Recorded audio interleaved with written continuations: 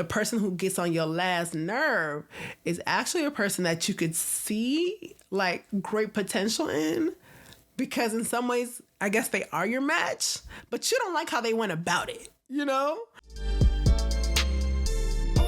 What up, y'all? Welcome back to another episode of Reader's Delight, where we what? Proudly read Black romance. That's right. We read Black romance heavy over here. Today's episode is a book review. Because, I've been telling y'all about reading these books. So I feel like it's only fitting that I, give y'all a little bit of a review of one of my favorite books that I've read in this year so far. Now, if you've watched a couple of the other episodes, you've probably already heard me say it. This was one of my favorite books of the year. And so I thought it was only fitting to give y'all a little bit more tea on why I love it so much. So let's go. This book review is going to be on Hostile Takeover by Christina C. Jones. So many things I can say about it. Now, this book has so many tropes, but one of them is billionaire, which is one of my favorite. It's enemies to lovers, which is my top trope. It's also marriage of convenience / forced-ish, a little bit of like that kind of thing. But yeah, I definitely really love this book. It's such a good read. It has all the elements that I love in Black romance, and it's an automatic 5-star read. Like, I was talking to my friends about like, oh, what book should I do? I was thinking about doing a Hostile Takeover for a book review video, and they were like, yeah, easy 5-star read. And I was like, yes, easy 5-star read. Like, there's no like about it. So to give y'all a little bit of tea on what the book is about, I'm gonna read the synopsis, and then I'll give y'all all the insights into why I love this book so much. Okay. For Nalani Stark, legacy matters, maybe more than most things. Important enough that when that legacy, intrinsically tied to her mother's memory, is challenged, she's forced to consider even the most undesirable options, such as a match made in hell with Orion Sterling, the heir to the competitor she grew up being warned about. Orion is a man well accustomed to getting exactly what he wants. Other than opportunities to grow the family business, he's moved by very few things, one of which happens to be Nalani Stark. They each have something the other needs, and only one way to get it: a contract that delineates exactly what each person takes from the arrangement. Simple enough, unless feelings get brought into the exchange.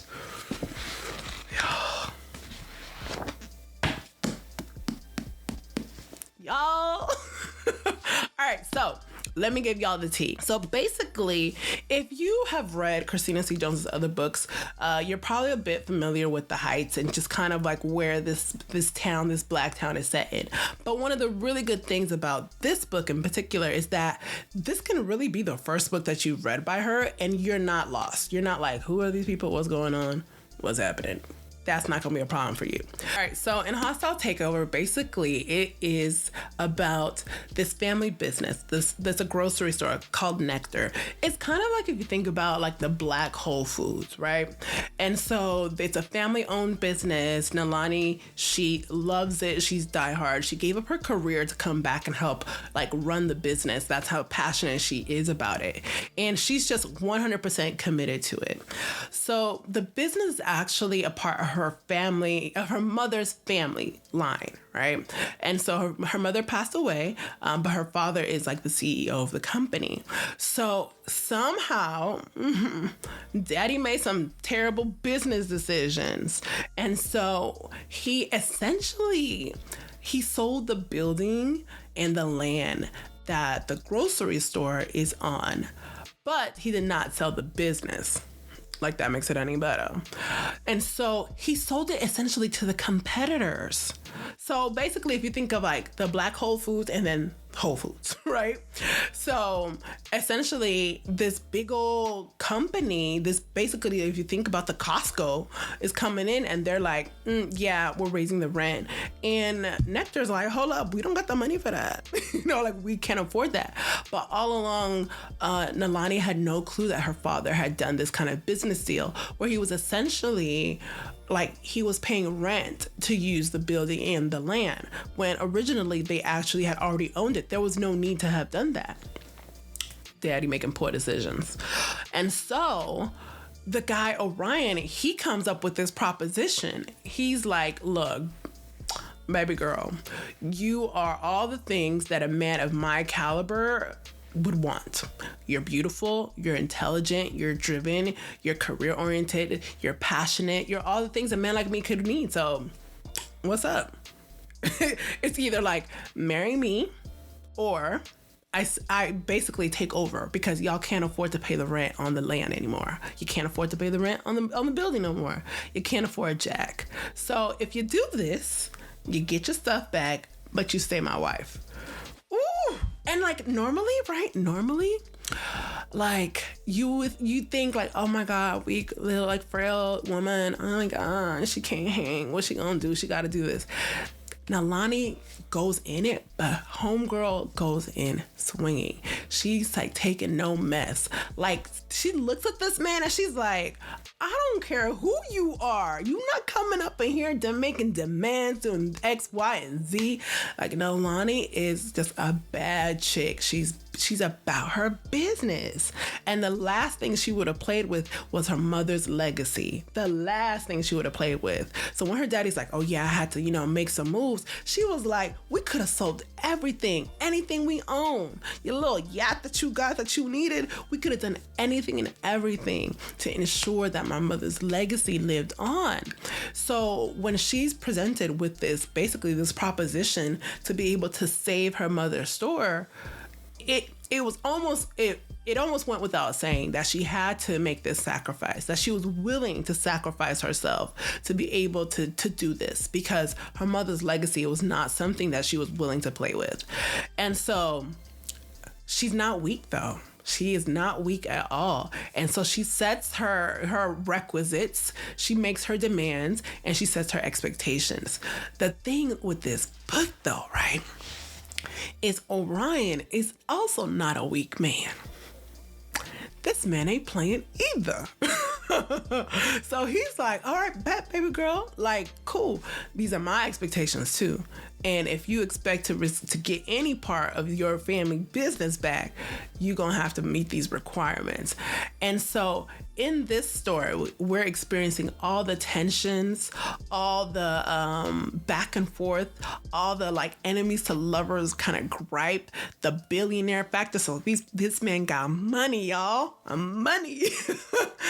We're going through all of those things that makes for a fantastic story, because you're not just getting this like someone who's just like bending over and she just like kind of goes with it and just has to deal with the repercussions of her father's actions. No, you're getting a strong woman who, yes, she has to make the sacrifice, but she's also going to ensure that her family legacy goes through, like that she's getting what she needs from this too, because she's not going to come out of this empty-handed. Like she's making sure that her voice is being heard. And I love that for her. And I love that Orion, although initially, man was a little bit, a little bit. I was like, oh, hell no, you ain't talking to my girl. And I had just met her because, I just started reading the book. And I was like, you coming in here real cocky, sir. Real cocky. What's up with that? But we actually discovered that he actually has a very unemotional and a sensitive side to him that really does care for Nalani, through his warped way of coming to this marriage of convenience. He actually really does care for her. He actually does develop feelings for her. However, it's one of those things when you've always been in charge, when you've always been the boss, when you've always been running things a particular way, it's a bit of a tension, a bit of a struggle when you're met with your equal when you're met with your equal, you know? And so in this story, we're navigating the tension that they're experiencing when the person that you hate, you kind of start to like. And then the person who gets on your last nerve is actually a person that you could see like great potential in, because in some ways, I guess they are your match, but you don't like how they went about it, you know? So I love this book. I read it and immediately started to listen to the audiobook because I just needed it one more time. I was like, oh no, this story can't be over. I need it again. And so I started listening to it immediately because it's just that damn good. It's such a good story. I love both these characters. I love everything about it. I think it's an excellent book to read. It is top tier Black romance, and I just loved it. And the spice, baby, perfect. Chef's kiss. So if you're looking for your next read, please fall in love with Hostile Takeover. It is such a good book. It's such a good story. I don't think that there's anything about this book that I didn't like, except for the fact that it's not longer. That's it. I just would have wanted more pages. I want more story. I love them. So go ahead and check out Hostile Takeover by Christina C. Jones as your next read. And if you've already read it, let me know in the comments how much you loved it and why you said 5 stars too.